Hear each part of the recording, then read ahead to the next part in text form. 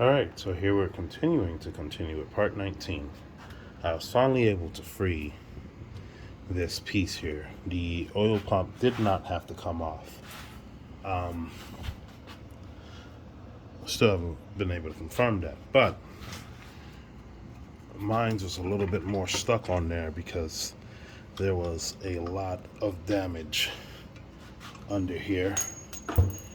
Okay. And so I think this is where the original problem must have started. As you can see here on the back of this piece here,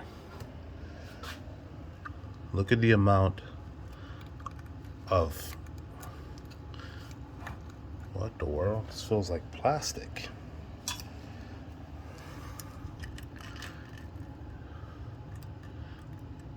Yeah. Look at that. Look at that. This is all plastic. Just crumbled up right next to the oil pump. And so now I guess what I'm trying to wonder is, did this fail? Because these pumps were notorious for having, or these engines were notorious for having this problem. A lot of people complained simply because of something like this right here. This plastic gear,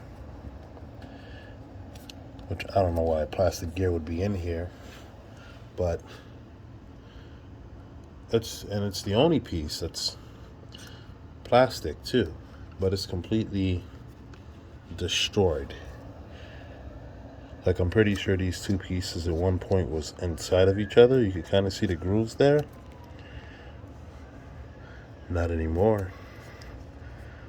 That is crazy. Well, and I'm pretty sure, from willing to bet, that it might even coincide with a cylinder. So this is going to end step 19. I think this is even probably part 3, but so we pulled out all of this foreign material, this plastic, right where the oil pump goes. There's actually quite a bit still in there, but we're gonna put these pieces down. We're gonna have to create another row, and then we're going to prepare to pull these pistons out, so we can take a look at what else we got going on in here.